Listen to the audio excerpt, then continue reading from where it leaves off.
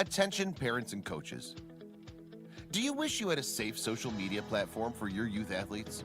Fortunately for you, there's a revolutionary new app that helps with just that. Introducing Small Player, Big Play. Small Player, Big Play app provides young athletes, parents, and coaches a user-friendly sports social media platform. The app allows users to connect with friends, make new friends, create groups, text, chat, and post pictures and videos of you and your teammates participating in your favorite sport or activity. To begin, users can simply download and sign up for the app using an email account. Younger users have the ability to sign up using their smartphone and a parent's email address. From there, users can begin to interact and engage with other users of the app. Small Player Big Play app also gives users the ability to live stream full games and events. You can live stream your event so that friends, family, or anyone in the world can see you in action. Users can also share posts from the app to their other social media accounts like Facebook and Twitter. What are you waiting for? Get in the game and share your love of sports with the world. Download the Small Player Big Play app today.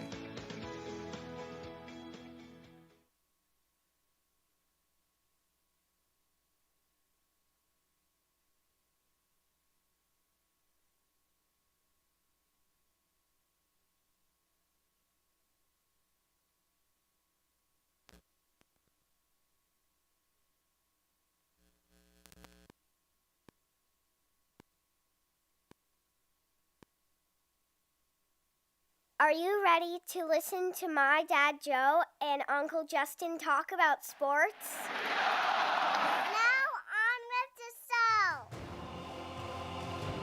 The Joe Mays J-Raff Show is brought to you by Mays Sandwich Shop, which has been serving the greater West Lawn area delicious food for over 70 years. You are listening to the Joe Mays J-Raff Show. Boring. A weekly podcast about sports since 2011, Don't you ever get tired of being wrong all the time? with a focus on football.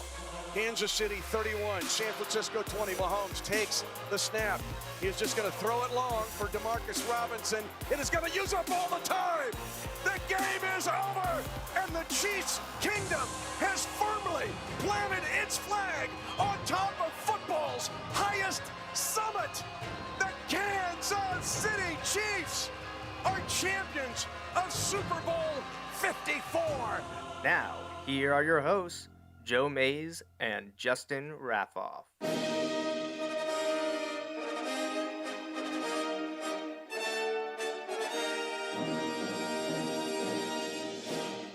Welcome back, everyone, to the Joe Mays J-Raff Show, brought to you by Small Player, Big Play, and Mays Sandwich Shop. I am here to discuss professional football, the NFL, on episode 310 as we continue our 2020 NFL preview by looking at the NFC North, and I will be discussing the Packers, Lions, Bears, and Vikings with my co-host, Justin Raffoff. Justin, how you doing tonight? I'm doing really well. Calling in a little more remote this week, but still having a good time. And honestly, still calling in. So Yeah, that's all that matters. You're here, and we get to talk football. Right. So what more could you ask for? Exactly. So I know this one, I kind of teased it last week, but the NFC North is a division that both of us see very differently based on the game-by-game predictions that you created and that we both filled out. And I know we haven't been using them, as it's not like they're engraved in stone or anything like that, but they're kind of guiding our discussion a little bit. So it could be interesting to see how things go this evening. And I also already received 2 predictions from my uncle and my father. And I know at least one of them will be a bit of a surprise. So, but we're on the NFC tonight, Justin, so that you know what that means. You're on the hot seat. Who is your 4th place team in the NFC North for 2020? Okay. So for my 4th place team, I'm going to go with the Detroit Lions. This one's tough for me because there's parts of the Lions that I like, and I think they're going to be. Well, actually, let me cut. I'll just cut to the chase there. I think Matthew Stafford is a really good quarterback. I think they're struggling to put things around him in Detroit, and I just don't see it all coming together. I think they're going to struggle. In the game-by-game predictions, I had them pretty low, really low, actually. I think they're going to be a little better than that. But to be honest, I feel like there's a number of teams in this division that are strong or could be strong. And I mean that in terms of the division, not necessarily, across the whole NFL, but I think there's some solid teams here.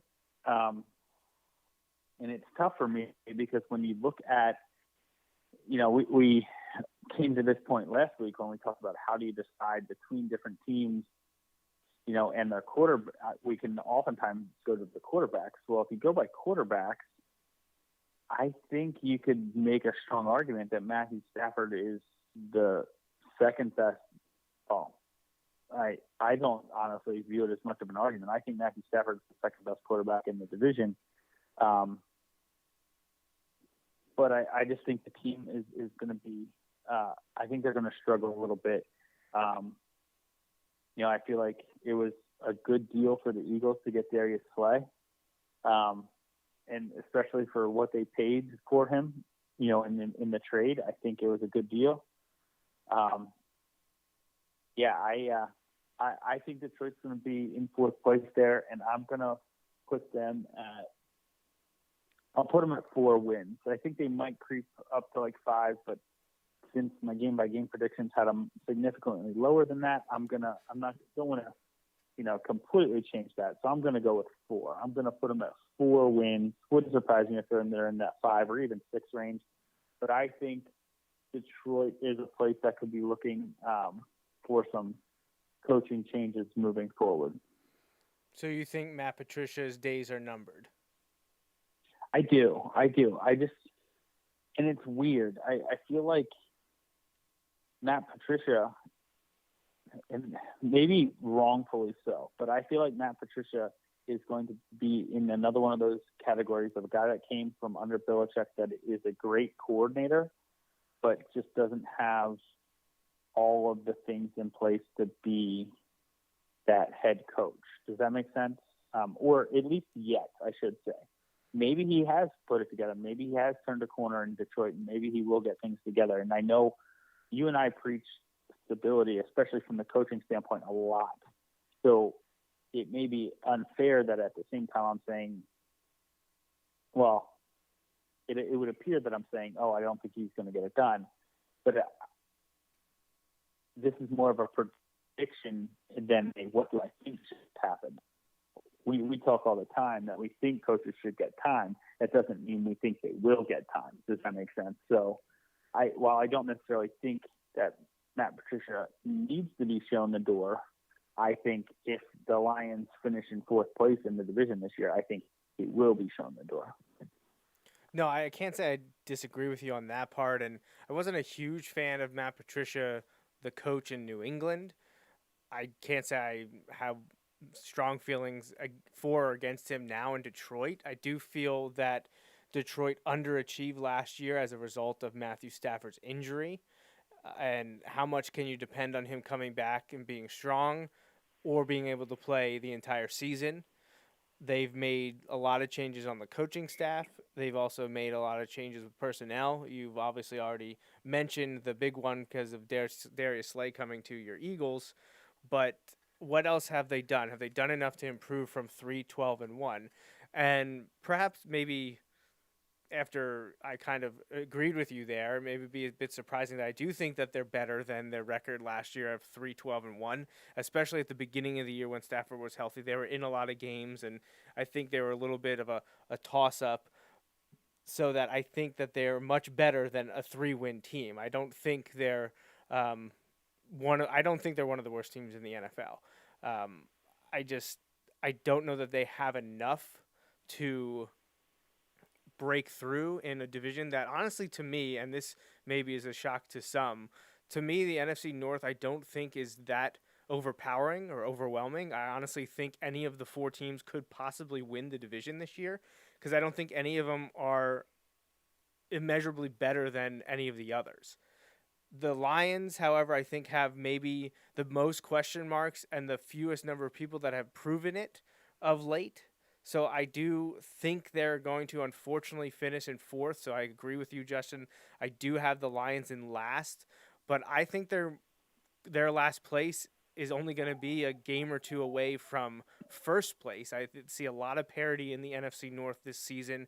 I'm going to slot the Lions at 6-10. Is that enough for Patricia to save his job? I don't know. I cannot answer that question. I guess it depends on, how the team comes together and plays, how some of the young guys play. They were 3-1 at one point. At the end of October, they were right in the thick of things. The Packers ended up being 13-3, so it's tough to say that the Lions could have gone toe-to-toe with them, but then they finished with a 9-game losing streak, which is pretty tough to swallow. But again, losing Matthew Stafford was a big part of that. Now, in terms of additions and why do I think that the Lions are going to be at least 3 wins better this season, that relies a lot on Stafford staying healthy and being present to lead the offense. But I think they've got a nice running back unit. It'll be headlined probably by Kerryon Johnson, but they did draft DeAndre Swift, and he was one of my favorite running backs coming out of the draft, and I expect him to have a pretty good year. Yeah. They also have Bo Scarborough there and a few other guys as well.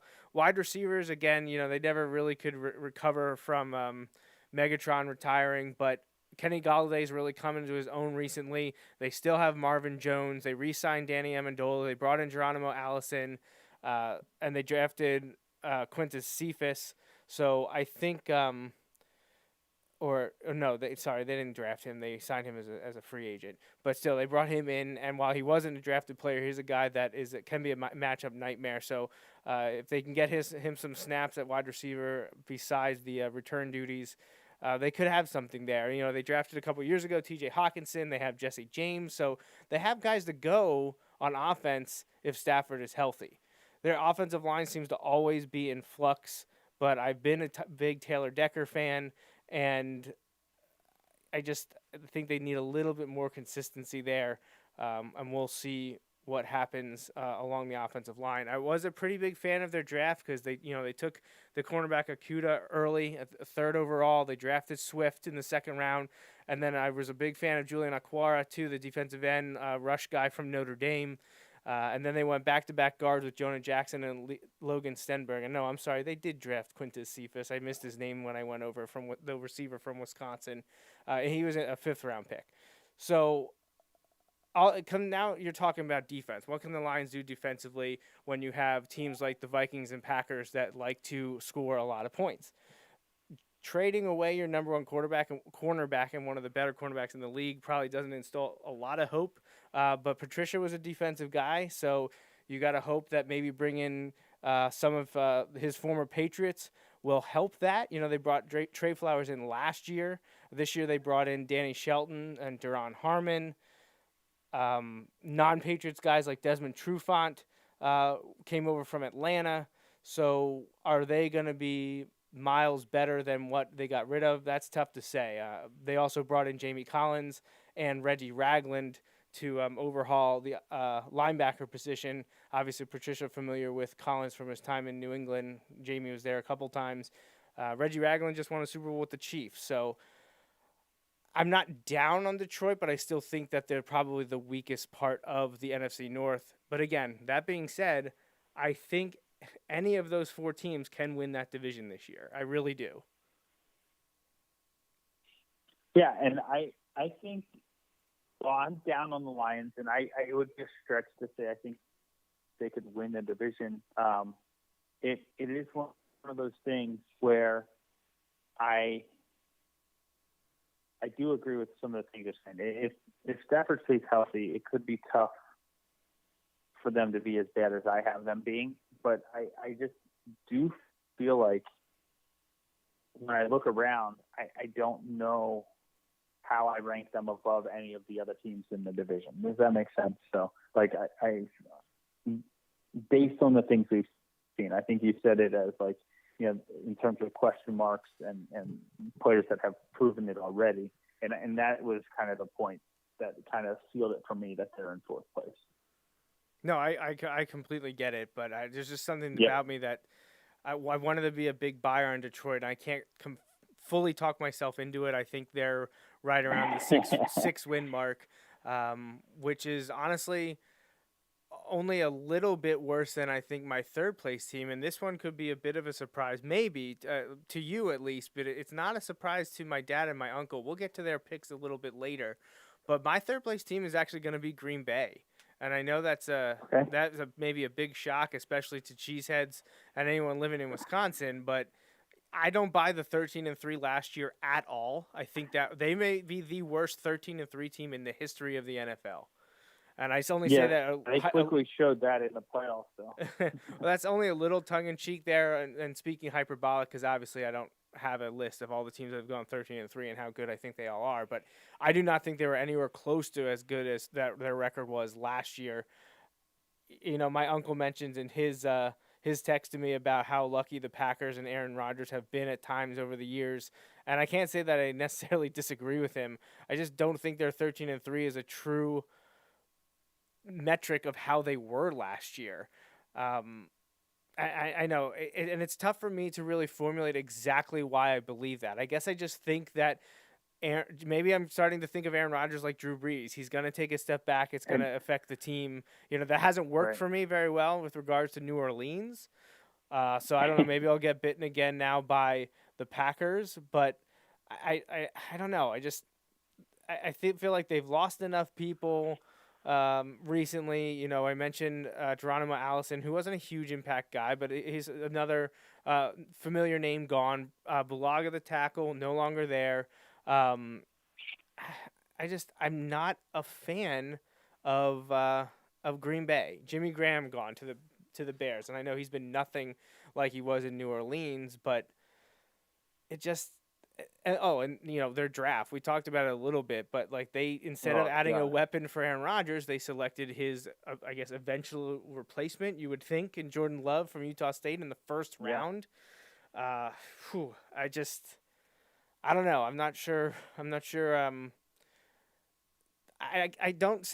I don't want to say that I disagree with what they're doing, because I understand wanting to have the future. And if they think Love was going to be that guy in a few years, that's great. But it's tough to sell to a veteran guy, especially someone like Aaron Rodgers.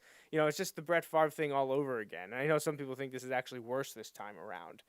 But something just tells me that things aren't going to go great in Green Bay this year. And Aaron Jones is on the final year of his contract. What are they going to do with him? They drafted A.J. Dillon. Maybe they're thinking they're just going to keep this turnstile of running backs every year. Every other year they have someone new. And they're not devoid of talent, obviously. Devontae Adams, absolute monster. When he's going with Aaron Rodgers, they're an incredible connection. But yeah, their defense has always been unspectacular, and we saw them get absolutely eviscerated in the playoffs. It's not the first time that happens. They've been having defensive problems for years. It's probably one of the primary reasons that they don't have another Super Bowl during the Aaron Rodgers era. And I don't know that I think they could be exposed this year. An inconsistent offense and a mediocre defense in a division that honestly overall is pretty mediocre to me, but I don't know that they are going to stack up with the other teams. And again, I mentioned this at the beginning. I have all these teams within like 2 or 3 wins of each other, so it's not like I think the other 2 teams left, the Bears and Vikings, are leaps and bounds better.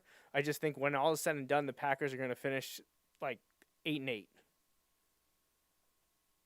Yeah, and I could see that. I agree that they're probably going to fall off of their 3. Just for one of those losses last year, Thursday night home game to the Eagles. Eagles go on a short week to Lambeau and win. And obviously I love that. But the Packers last year, and I can't say that they improved for this year. However, for my third place team, I am going to go with the Chicago Bears. I think last year was I don't even know what to call it, but I think they underachieved last year. I think most people. However, I think that Nick Foles end up being there. And that's an interesting thing for me to say, because I love how I'm telling you why it's interesting that I say that. But like, I fully support that the Eagles, it was time to move on from Nick Foles and go with Nick Foles. I don't think he got a fair shot in Jacksonville. I don't know that it would have worked out anyway, but I think Jacksonville is worse off now at the quarterback position than they were going into last year. I think the Bears are better at the quarterback position now than they were going into last year. I think the Bears are going to end up at like 7 or 8 wins in that range. It wouldn't surprise me to see them get up to that 9 range, which, you know, depending on how grouped together the division is, that could be battling for the division or that. I just think that Nick Foles in that essentially in that Andy Reid style of offense, with Matt Nagy coming from the Andy Reid system, just like he was in the Peterson one, I think that's going to be leaps and bounds better for, like, I think Nick Foles is going to perform much better in that role than Mitchell Trubisky has so far. Again, I don't know what the deal is with Mitchell Trubisky, but I feel like Matt Nagy is going to be coaching for his job. And while there may be criticism if he can't get it done with Trubisky, who they traded up for, and they picked ahead of Deshaun Watson and Patrick Mahomes, there could be some criticism there for that, and I understand that. But if you are winning games with Nick Foles, then at least you're winning games. Because if you're losing games with Mitchell Trubisky or Nick Foles, you're gone. You know what I mean? Like, I think Nagy has to, like, I think 7, even 8, or like 8 or 9 wins, I think he's still there. 7 wins, I think he's probably still there. But I think that seat's getting pretty warm at that point. And I think if he's going on, I need to win right now in order to keep things going in the right direction, I think he's going to end up with Nick Foles being the quarterback for the majority of the year there. That's my opinion. So I'm going to go with the Bears at, I'll say 7 wins. I think they're going to be right in that 500 area. But yeah, that's my third place team. Well, I can't say I disagree with anything you said, and honestly, I have them exactly where you have them at 8-8. I just have them winning the tiebreaker with the Packers, so they technically finished in second.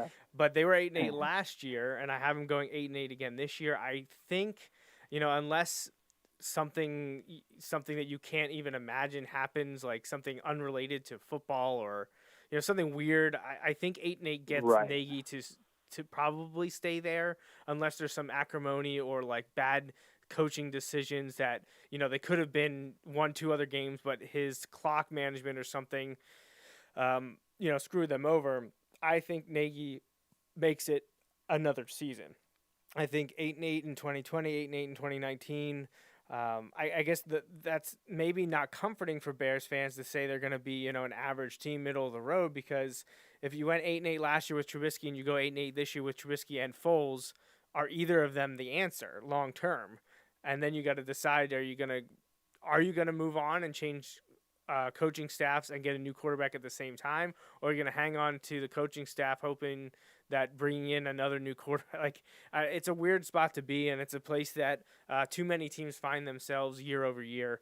But I think the Bears are going to be right there at 8-8, same as last year. And I'm sure no one wants to hear that in the Windy City, but I'm sorry, that's how I feel. I can't say I feel like they lost a lot in free agency. I can't say I think they added a lot in free agency.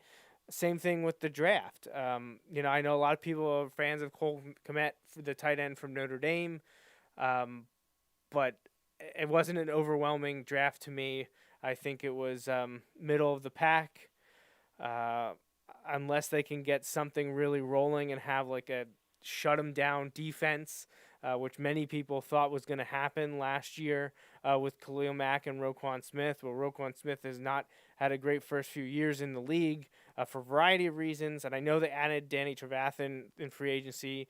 Maybe his addition to the linebacker core will change things, but I don't know. I'm talking really negatively about my second place team here, but it's just because I don't think the NFC North is that strong.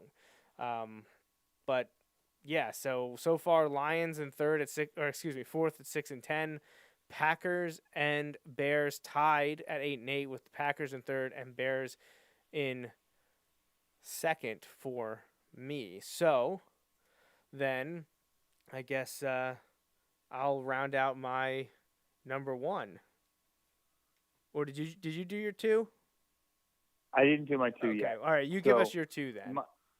Okay, so my two is going to be the Packers. And I think the Packers are off of that 13-3 mark. I agree with all the things you kind of said about them at that 13-3 mark and why they're not as good at that. And man, when you look at some of the breakdowns of the lack of weapons that they have provided for Aaron Rodgers through the draft over the years, it's kind of amazing. Because you hear that, but that term, like that phrase gets thrown around all the time. Like, oh, they don't provide weapons, or look at the weapons around them. They used to be thrown around with Manning and Brady all the time. That argument would get thrown around. Well, Manning has these great wide receivers, and Brady does it with no one, and all that stuff. And not to get into that right now, but it is amazing when you look at who they have put around him, and honestly, when those guys have left, what they've done or not done when they leave is kind of interesting as well. I don't think they're as good as last year. I think they fall off significantly from that.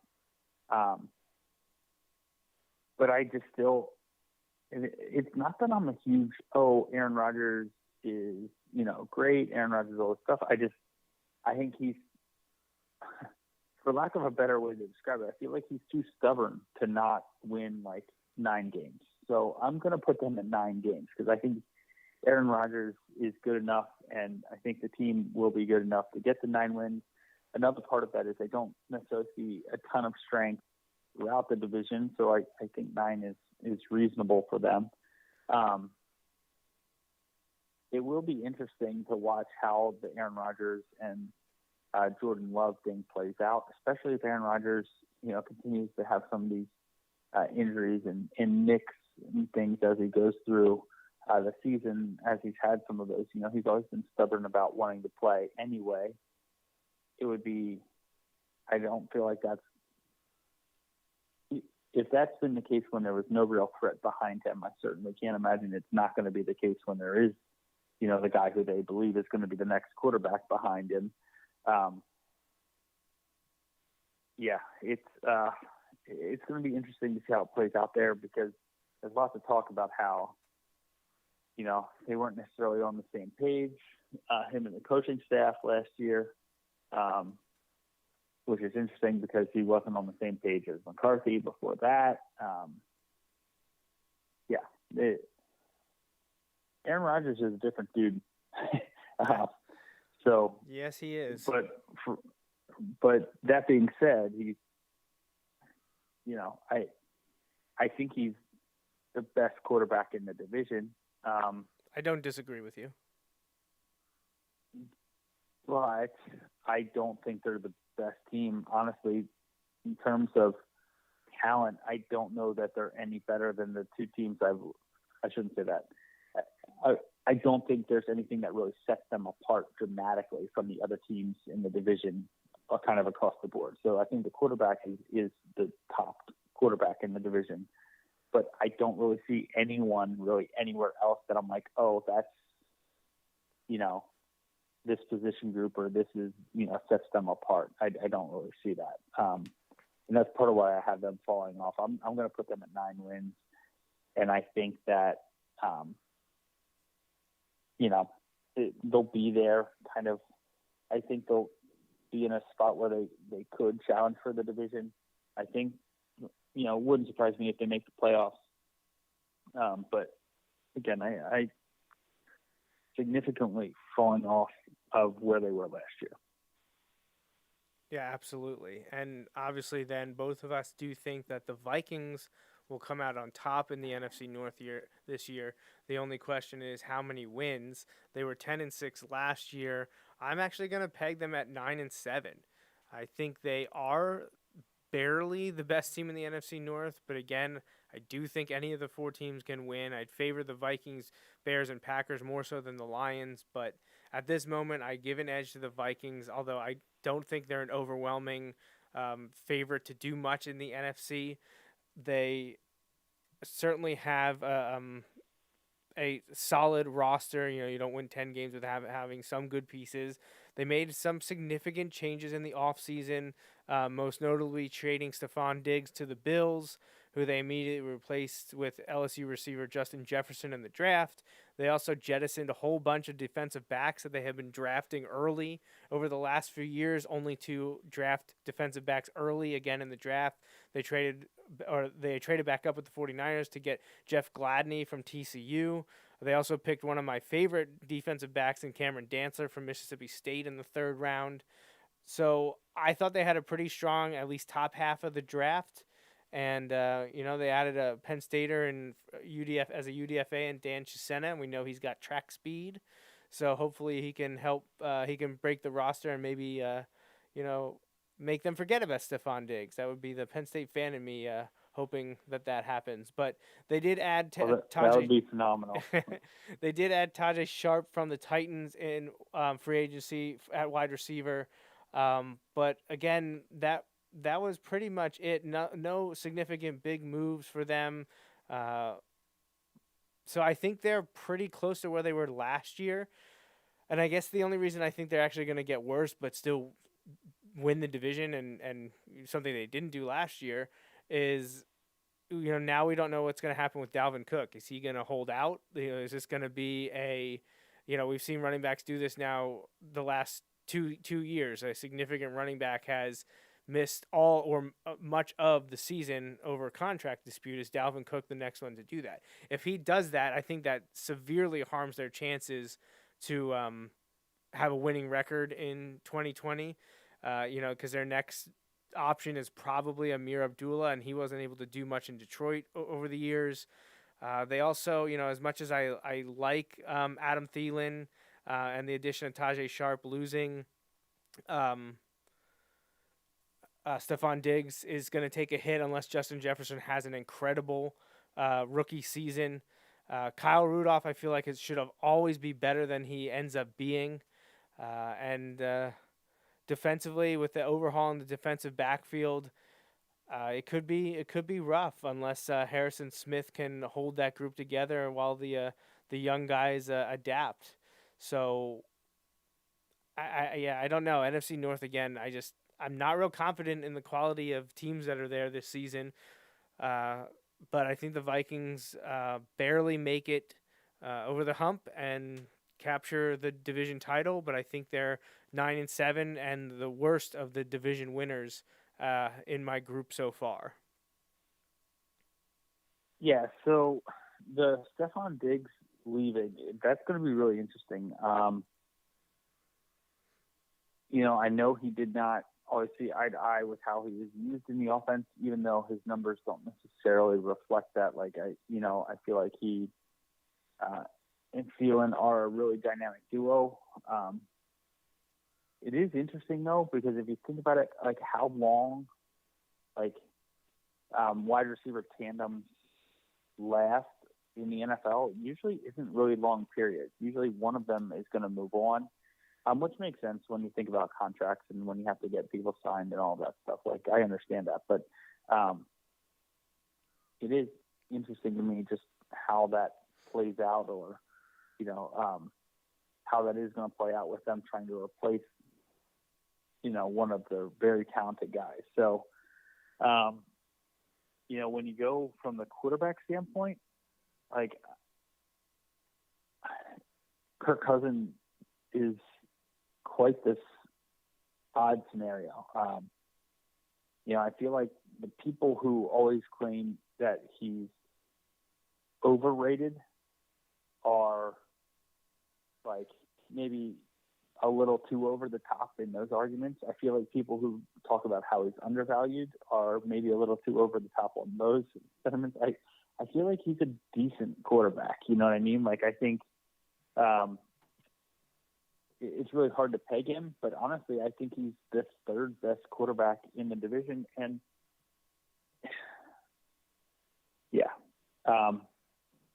because I'd have to put him, I'd put him in third right now, based on the collection of things that you've seen, which is tough for me to do because I want to put Foles ahead of him. But in reality, like, I've talked about this with you and on the show multiple times. Like, Foles has played himself out of the starting role in a number of places, and not all of those are necessarily his fault, like, solely. Sometimes the scenario is set up where no one was going to be successful. Just look at what the Rams have done since they got rid of Jeff Fisher. But at the same time, I just feel like I think they've got a lot of talent. I'm going to put them at 11 wins. I wanted to put them at 10, but I do think they're the best team in the division. I think they're going to win the division by a couple games. Like you said, I'm not really sure how they're going to stack up across the NFC.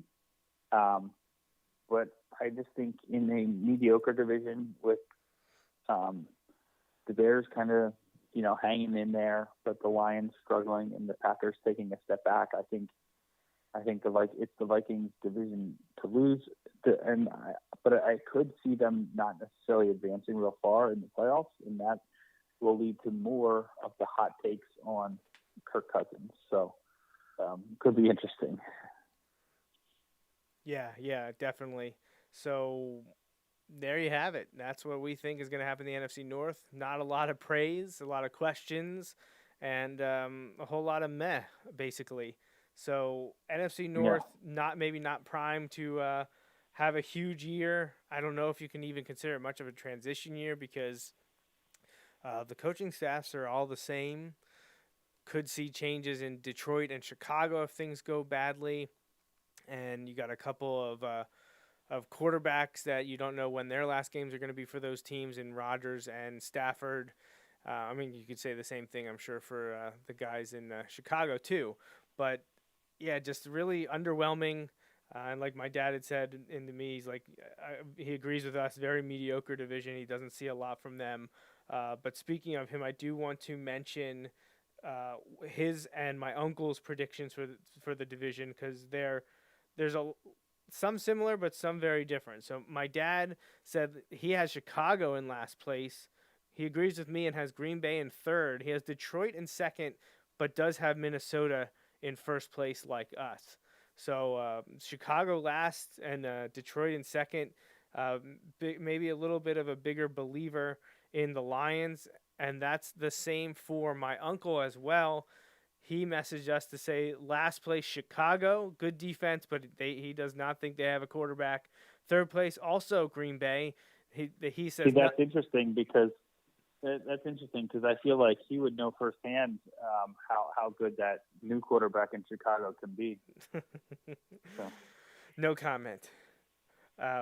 He says about the Packers, nothing to help Rodgers in the draft. Plus, he is the luckiest quarterback in football with his Hail Marys. Luck runs out. Second place, he has the Vikings because of Dalvin Cook and possibly holding out over their contract. And then in first place, the Detroit Lions. Wow. So he says, he has some reasoning here. He says, Stafford was on his way to leading the NFL in passing last year before he got hurt, and he doesn't think he'll have any injuries this year. I'm sure that's just the reason that to put them in first, as he thinks Stafford will make it through the whole year healthy. But he says, plus it's time for Patricia to prove he was worth hiring. Maybe it has a little to do that he was a Patriots assistant coach. So, yeah, I mean, I'm sure a lot of people would think that's surprising, but how many times have we seen a team only win, 4 to 6 games a year, and then a year later add 6 more to that win total? I mean, didn't the 49ers just do it last year? Yeah. So, yeah. I mean, it's not out of the realm of possibility, and that's why I said I really think any of the 4 teams in the NFC North have the potential to win the division this year. I favor the Vikings over them all, but if Dalvin Cook holds out, that'll make it even more interesting to me. Yeah, And that would be very interesting.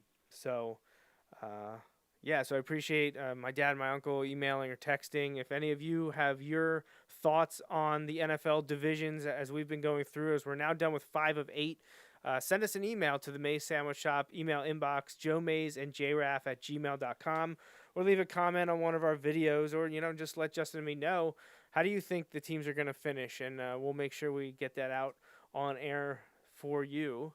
And, so a little bit of housekeeping here before we sign off this evening.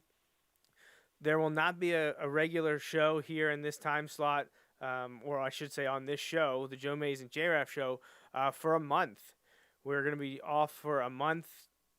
We're not gone completely, though, because next Sunday, Father's Day night, is going to be the Bulldog Hour. We have a summer update on the Wilson football program, and it's going to be a good one because, everything surrounding the coronavirus and the pandemic, things are starting to ramp back up as people look ahead to the fall. The PIAA, the State Department of Health, they have released guidelines and such, and Justin and I are going to discuss that. I have an interview with one of the coaches, so we're going to be talking Wilson football next Sunday night during this time slot. Then we'll be off for 2 weeks around the Independence Day holiday and be back here July 12th to pick up with our 2020 NFL previews. And at that point, we'll be doing the AFC North, and we're in those final 3 divisions that everyone, usually our listeners, are very keen to hear us talk about, because we're talking about the Steelers, Ravens, Bengals, and Browns, followed the next week, July 19th, or around that area, to talk about the NFC East, Cowboys, Eagles, Giants, and Redskins, followed finally by the AFC East and the Patriots, Dolphins, Bills, and Jets, and our Super Bowl predictions. So, we're going to be away, let the things settle with the NFL. Maybe they'll come to more clarity on how the preseason is going to be. It could be shrunk from 4 games to 2. They're going to make all the teams report at the same time. They're not letting teams practice with one another. Maybe we'll know by then, a month from now, if we're going to ever be able to attend sporting events again. So hopefully in the next 4 weeks, a lot more will come into focus for us. Yeah, so hopefully we can see good news. I know there's been some, it's kind of not been as smooth in terms of getting to those things, but people are starting to get plans together. So hopefully teams and schools and everything can get it sorted out so that at least athletes and teams can get it together. I know nobody wants to play in front of empty stadiums, but to me, if that's the necessary evil, then that's something that you just do. You know what I mean? And I know that's easy for me to say, and I think the hardest place to do that would be college football. NFL, like we've said, NFL with those TV deals, there is no way that they're not playing some games this year. You know what I mean? I just don't see that. Right. I didn't mean some as in less. I just meant they're going to be playing their games this year. Absolutely. Yeah.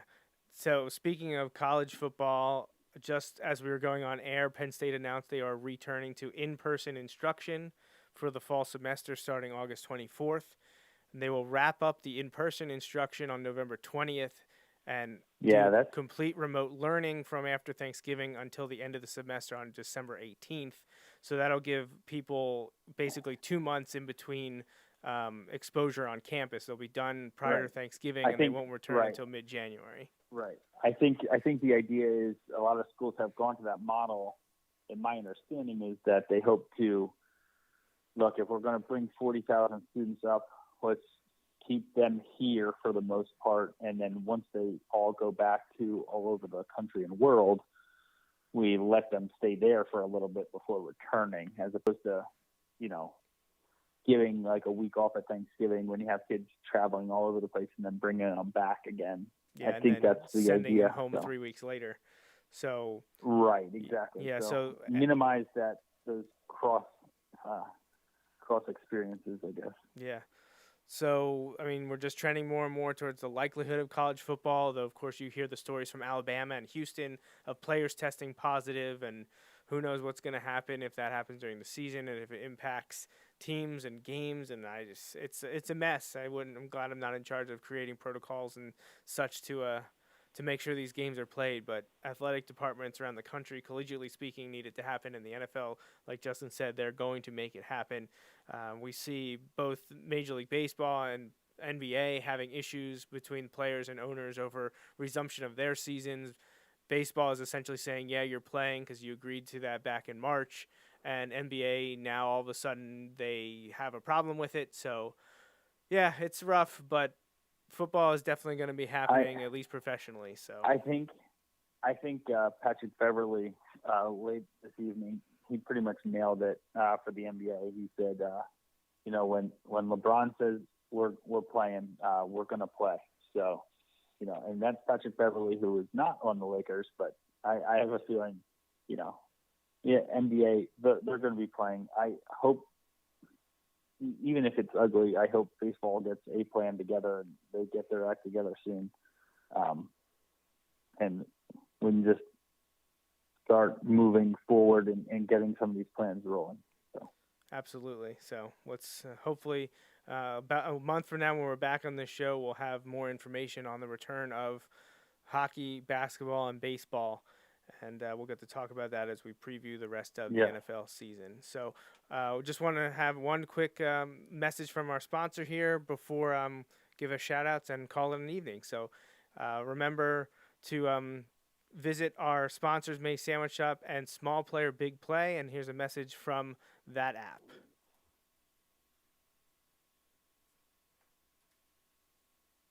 Introducing Small Player Big Play app, the all-sports social media app for young athletes. Live stream events for your friends and family who can't be there. At home or at work, they can watch your streaming on their phones or on TV by using a mirroring device or AirPlay 2. Download the app from the App Store or Google Play and create an account using a valid email address. That's it. Now you can find friends, join groups, or make new ones.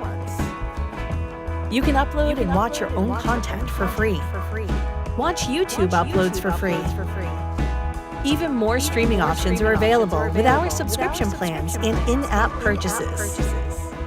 Download the app and start sharing with the world your passion for sports today. All right, and we appreciate Small Player Big Play supporting us here on the Joe Mays J-Raff Show.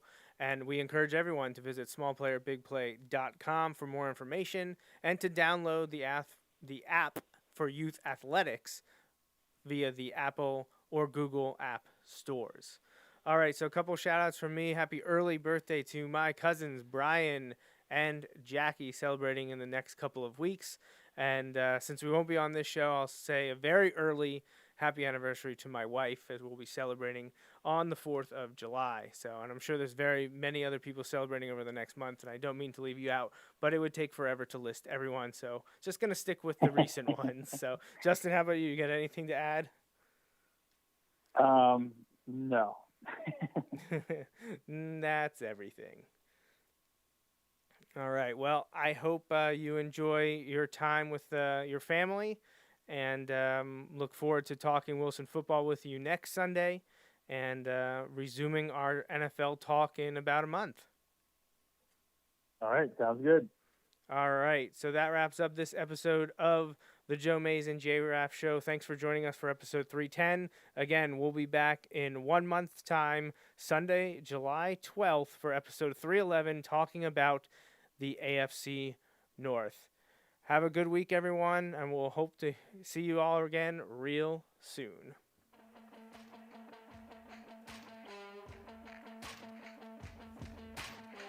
That's a wrap on this episode of the Joe Mays and J-Raff Show, brought to you by Mays Sandwich Shop. Woo-hoo! You can watch each weekly episode live on Facebook, Periscope, or YouTube. Be sure to like, follow, or subscribe to the show on Facebook, Twitter, YouTube, SoundCloud, Apple Podcasts, and Google Play. You can also rate and review us on many of these platforms as well. We'd love to hear from you. Send your emails to the Mays Sandwich Shop inbox at joemaysandjraff@gmail.com. The Joe Mays and J-Raff Show is a part of the JMNJR Radio Network, home to other productions such as The Bulldog Hour, Tangents with Friends, and Nat Chats with Dad. Until next time.